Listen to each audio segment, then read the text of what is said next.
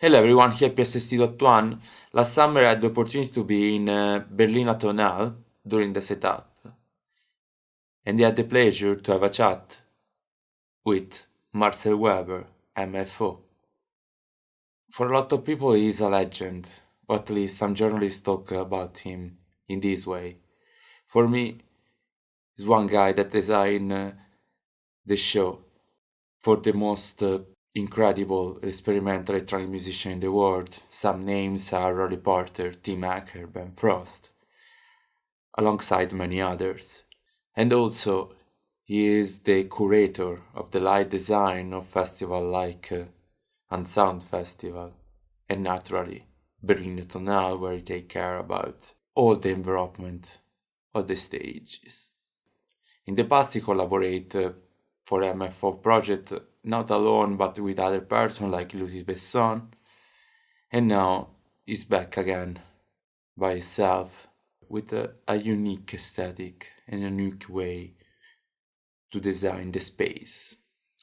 But he will talk about it and enjoy this long interview.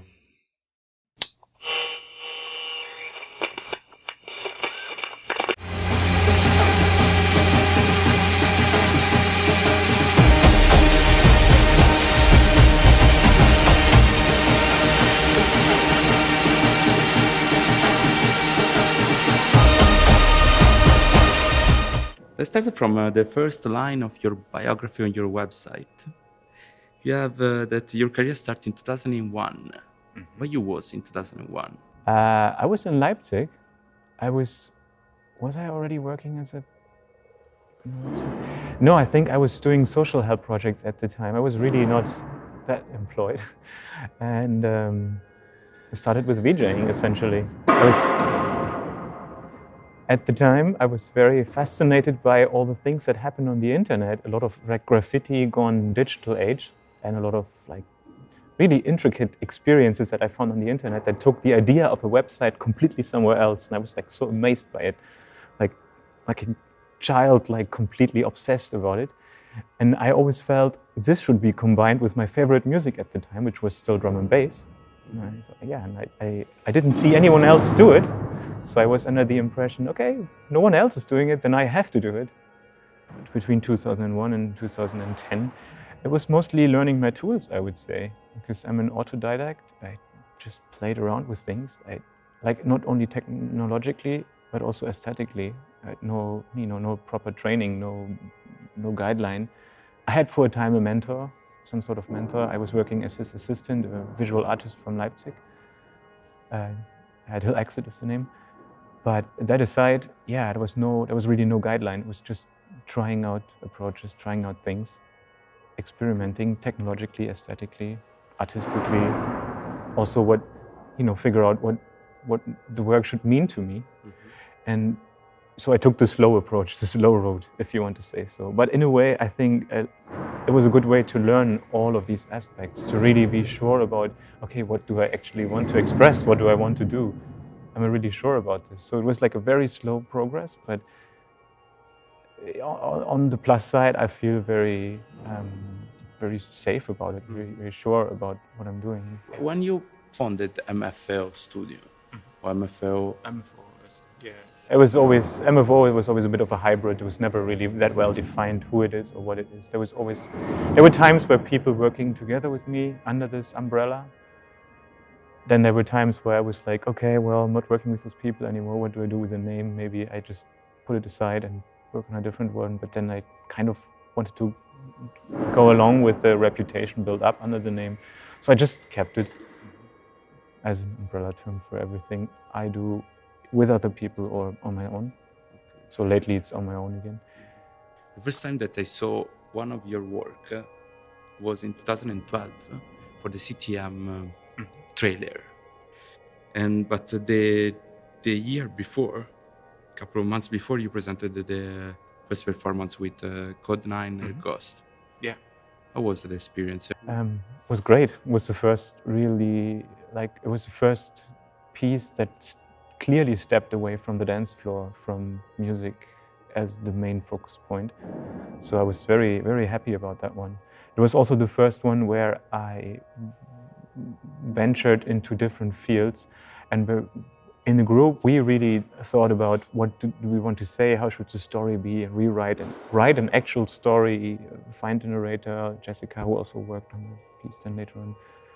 And shape out something different. In a way, it was one of my most experimental pieces I've ever done, and I still, up until this day, would like to catch up on the approach we had taken with that one.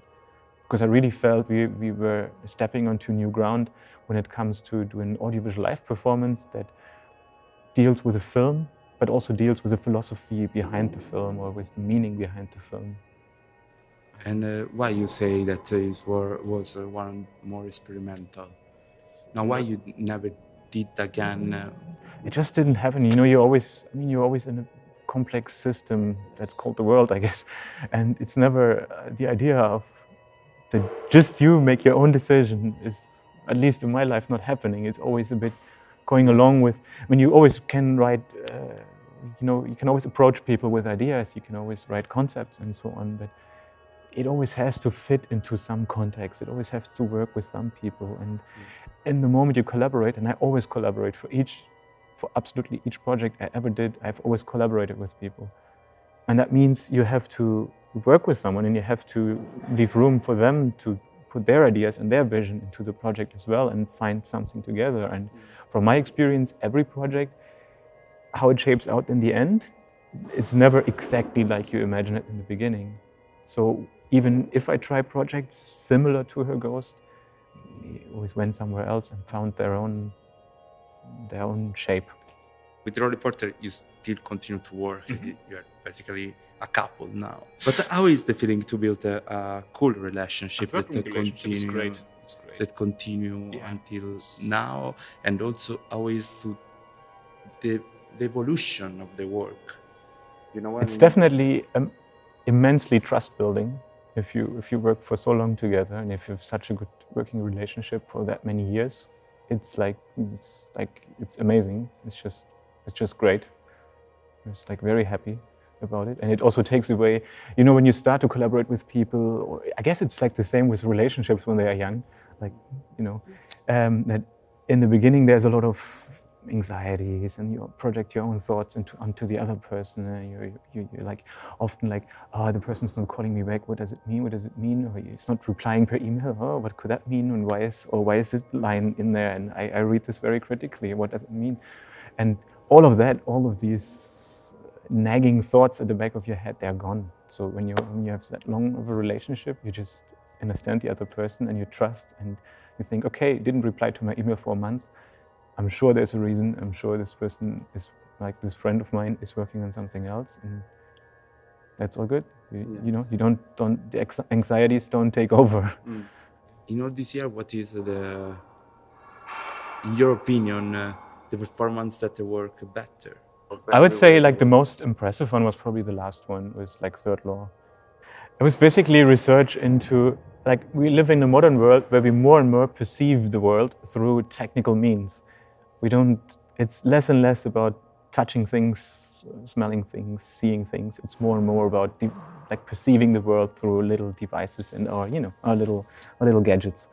And so this was taking this idea to the extreme by saying, okay, what if in the future the physical body is basically not important anymore, and all is connected just to our devices and gadgets, and we explore the world with that. And we took this idea to the extreme in this piece and implemented a lot of thoughts. Like, I filmed with a drone to encapsulate this idea of the third eye, this technical eye.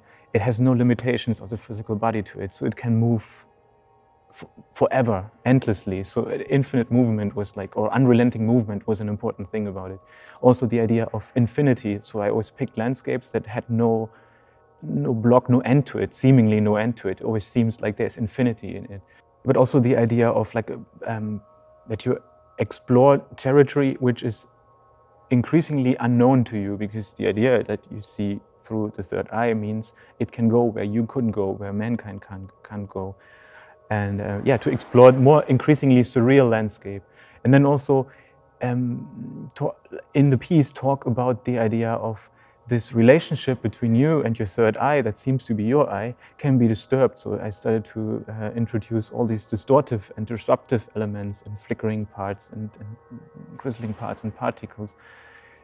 Eventually got to a more surreal period in the piece to, at the end, get to this point where I asked the whole audience to close their eyes and play strobing light patterns, so they see, the audience, which includes me, they see crazy pattern creating under the eyelid, as if to represent this point of like future vision, zero vision, however you want to call it, this nil point that you reach at the end of the tunnel, where that we can't describe and think of anymore from our today's perspective. And our perception, the device, and wherever it ventures meet somewhere in infinity, in the future, in the past, who knows?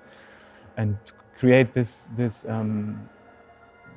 a psychedelic point that was meant to do with this performance of the, like, close your eyes and see the flickering pattern on the eyelids. You end up with this idea, and what is the powerful of the landscape, in your opinion? Well, I guess it's like this almost trodden path of emotional landscape. It really represents. It's like, I say, externalizes an emotionality that you might feel or hopefully feel and perceive. I actually didn't intend to do another piece that is so much concerned about landscape at the time. It just naturally came together. It's like initially when working on this piece, I was thinking more of different places, still places, kind of landscapes if you want to say so, but I was thinking more of different places that encapsulate this also surreal drift where the camera can be endlessly, like on rails, like drift forward. And weirdly, none of those places worked out. So I had like 6 or 7 filming trips here in Germany, which completely were fails, except for one, were complete fails. And the premiere of the show was coming closer and closer. The idea was clear. The material that I put on top, the flickering material, that was all done and was sure. Also, the strobing part was, thank God, was sorted. But the 2/3 of the show, the beginning, the video material that actually is this drift towards infinity, it just wasn't there. And it was, I think, 2 or 3 weeks before the premiere, when I was like super nervous about it by that time, when I just packed up the drone and flew to Iceland because I knew Iceland would deliver. I didn't want to go to Iceland and film Iceland again. It felt really cheesy at the time to do Iceland again. And so many people went to Iceland already and filmed there, yada yada. But yeah, what else could I do? At the same time, for a reason. I mean, for a reason. It is still overwhelming to be there and stand in this landscape. And something you can't film, actually. There's an element to it, a feeling to it that you can't film. At least I haven't seen anyone really capturing that, be it a movie or be it performances or photos, really capturing the full extent of that feeling of being in this massive, crazily beautiful and very coherent landscape. And I really like it. Like, that makes you feel so small, but at the same time in touch with something bigger and higher. So, in that same period of project after project with Rolly Porter, you started this project with Ephemera. It was one of the first projects with smell, I guess, at least. In Unsound Festival, I guess it was the first. Yeah. You did it before in Ava Gallery and then presented in Unsound. Yeah, but the first ones, were almost as if over several iterations of this project, we were slowly making our way to the final, in a way to the final wave, which to me was Ephemera Live with Tim Hecker, was for me the peak or the best point of that project. What was the meaning to add the perform or something that you... Yeah, it was like, it's an intense thing. I mean, the room is completely haze filled, like so thick that you have like 2 or 3 meter visual range. You don't see the end of the room. You just have like a glimpse of the other people in the room. They're just shadowy figures in the room. At the same time, there's this ring of light set up around the audience, which, together with the smoke and this haze situation, completely dissolves the room. It's completely disorientating. So you can't say there's front, there's back. You don't know where that is. You can't even say, oh, there's a corner, you don't see. Even the entrance kind of disappears. So like it took people usually like 10 to 15 minutes to leave the room at the end of the performance because it's hard to find the exit. It's just a ring of light and it's in the haze. And yeah, on this ring of light, I was playing like waves of colors, like different color tones, different color palettes. So in the haze, this becomes a gloomy atmosphere. So I can play, for example, I could play day and night schemes, like blue comes up and it becomes really bright and it washes over you and disappears in the background in maybe, like, I say sunset red or something turns that other color. Or I could play some, like, to me it was like swampy green bluish colors, or I could play some fine flickering everywhere around, which is like shimmering lights in the distance, and create all these almost naturally feeling lighting scenarios. And yeah, in the blur of that haze, it really becomes a very strongly felt, like a visceral experience, and felt really strong. And that was blending in, of course, beautifully blending into the music and blending into the scent that filled the room and created a bass atmosphere, if you want to say so. Because when you come in, that's the first thing you notice, is like a particular smell that fills the whole room. In that period also you started to work with light. That is, yeah, you are on the, for example, Ben Frost, the first live was a lot with light. Aurora Live was with a lot of, yeah, I think that was also the first time that I used lights big time, mostly with a strobing pattern. And what is the meaning for you to mix video with light? It's just the idea to take over the room, to really create some, that's what I wanted to do since a long time, actually. So the first project, like Her Ghost, did that by a huge screen, being in a cinema. And then with later project, as I couldn't go back to just a club situation where you have a screen behind the performer. It felt like incredibly sparse and bleak, no matter what you put on that screen. So I wanted to take over the room. And again, I'm always thinking from an audience perspective. From an audience perspective, I want to be in it. I want to be, it should touch me, entangle me. It should be something that I feel that, like, you know, that completely surrounds me and grabs me by all senses. And the music does that. So why shouldn't the visual not do that? And the most logical step to achieve that would be lights. So I started to work with lights and started to add lights. And yeah, at some point it almost took over. Yes. But also you started for, okay, huge screen, but also the last one with Ben Frost, you have a setup to build. Yeah, that basically is the next level in this, I guess, in this development or in this evolution, to really work on a scenography.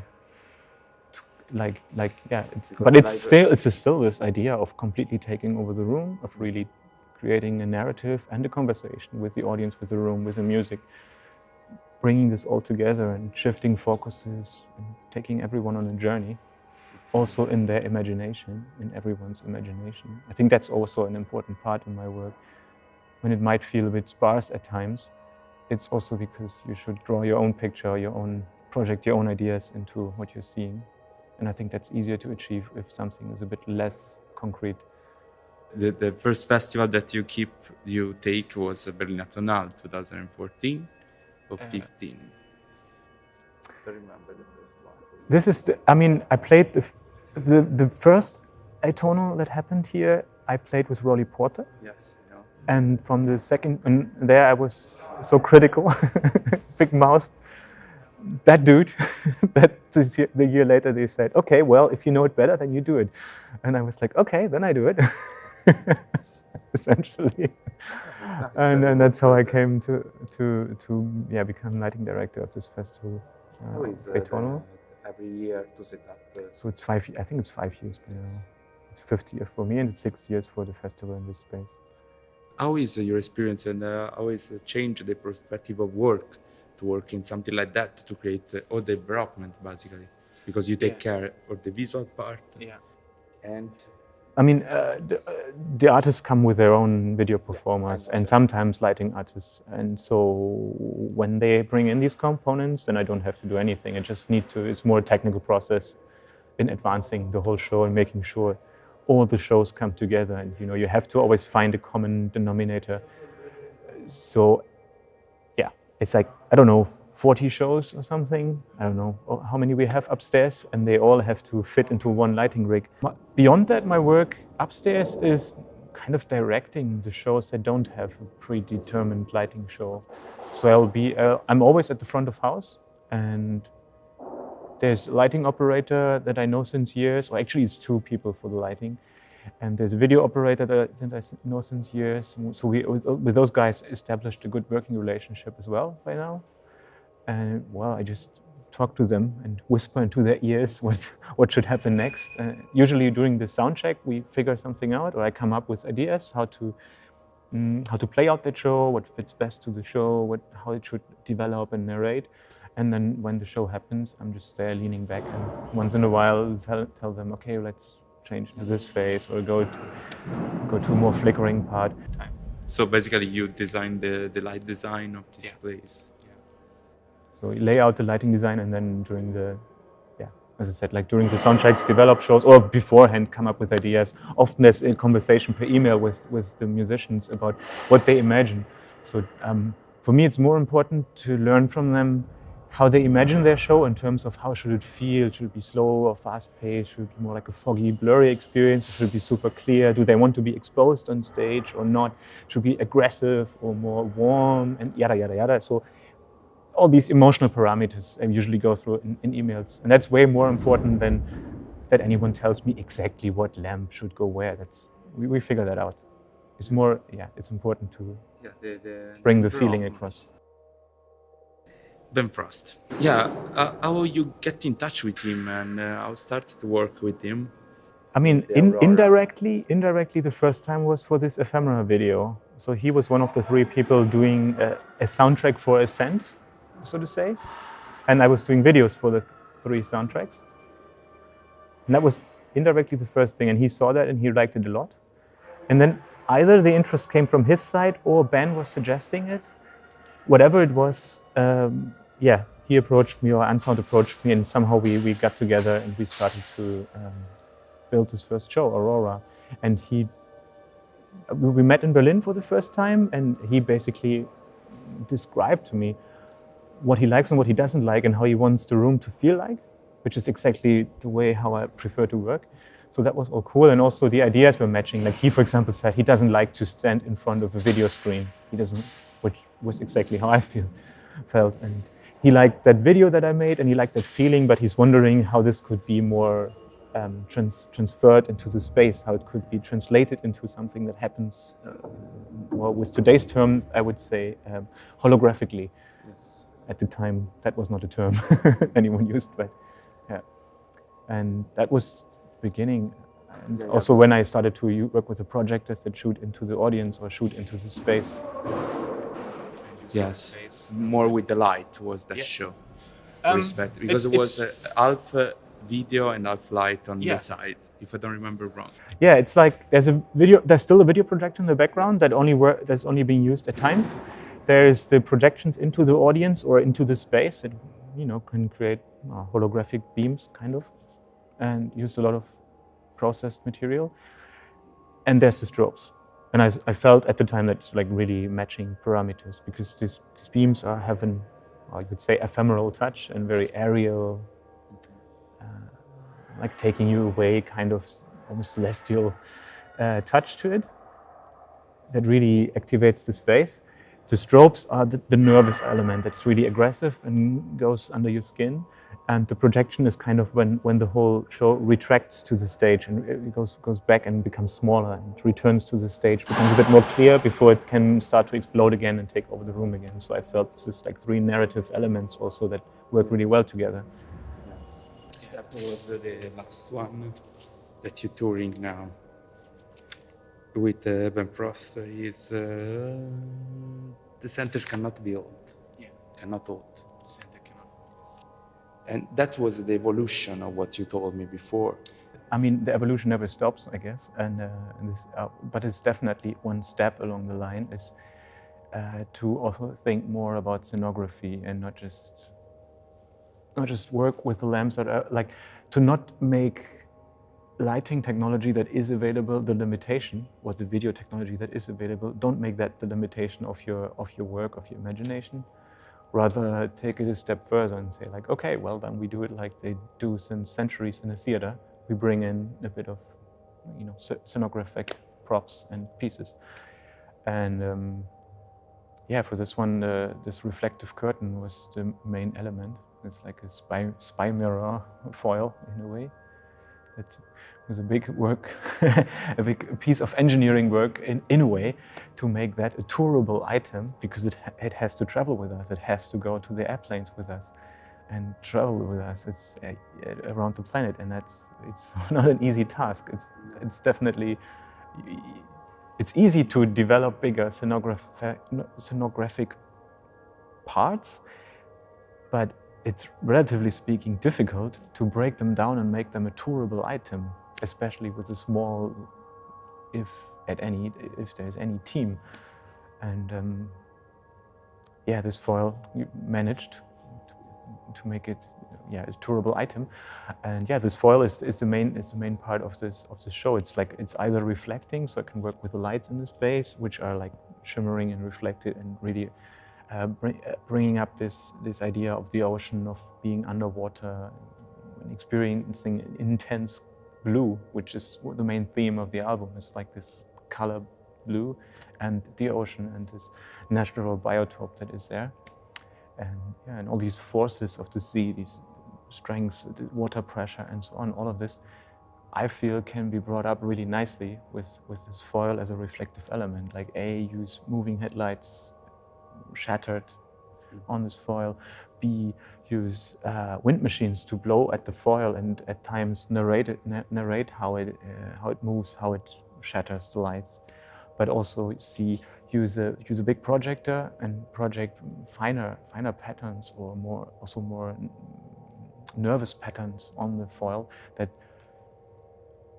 technically speaking, are shattered or reflected in the same way, but the feeling it conveys when this happens is a different one.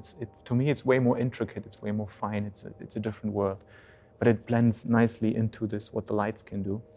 Yeah. And that was also an interesting dialogue with Ben that went almost over a year nearly. Like from the first time, no, over a year, yeah. First time when he opened the Dropbox, we shared a Dropbox and just smashed images in it we liked. Well, that conveyed ideas, of course. Yes. And once in a while talked about it, and talked about what we like, what we don't like, and how it could be brought up in a live show.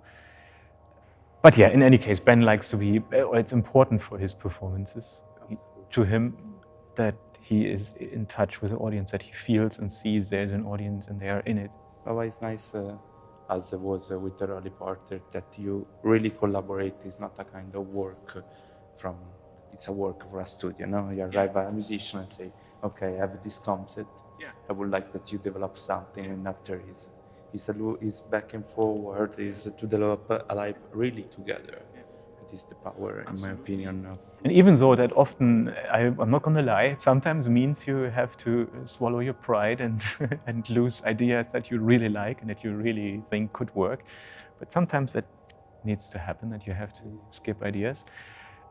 And ultimately, I would say it always was for the better. It's always something coming together, a show, or such a long process that is usually better than what you thought initially could work. And one question that I have since years, you continue in this live environment and also electronic music festival, but you never produced a proper screening or a proper movie. Yeah. You never did? No, not really. Why? I think there's two reasons to it. One is the practical reason, which is I'm mostly working experimental music scene, so people need something that can be shown in the space and go on tour, yada yada. But the main reason, I think, is I just like the energy of a live event. It's, speaking of cinema, it's funnily, I think it's the same energy as when cinema came up, the idea of going downtown to the lighthouse. It's like a lot of energy and attention, and like now we're going to see the magic of images moving on the screen. And it's this energy, I think, in today's time, you only find that in live music happenings. You can call it performance art as well, or whatnot, but I think you only find it when people come together or have to come together to see this thing that happens live in front of their eyes in this point in time. And it's nothing you record and you later on playback. It's nothing where you can zoom fast forward, forth and back. It's something that it's in the moment. And there's a certain energy to this, both for the audience as well as for the performers, that I just like and I just love to be in, and which I don't want to give away. And film feels like there's always it's always inviting you to do another edit and another version and take it somewhere else. I mean, we never get finished in a way. Okay. Whereas with a live piece, it's not a problem because I have another show, So I think that's something to be said about my works as well. It's like I never stop working on them. Even though they might look the same from presentation to presentation, there's always things changed. It's never finished. No piece is ever finished. The next project. I think like I definitely want to go more into the scenographic direction. I want to run my own productions. I want to direct bigger production with more elements and more people involved. And I want to talk to more senses. So I also would like to work with temperature, for example. It would be a great thing to, as a subtle narrative tool that comes into, or work with wind, for example. Which to an extent I'm already doing with the last show with Ben, but I'm blowing at this silver screen. And it does so much that I think it's really interesting to work with slow-going big wind machines and direct them at the audience and really do that. Also, performance-wise, I imagine to use the space way more. I still think there's so much more that can be done with the space we are in, whatever the performance is, than what is done at this point in time. Not talking about theater or contemporary dance, because they are doing a lot there, but more about this experimental music scene. I think there's so much more room, so much more to explore.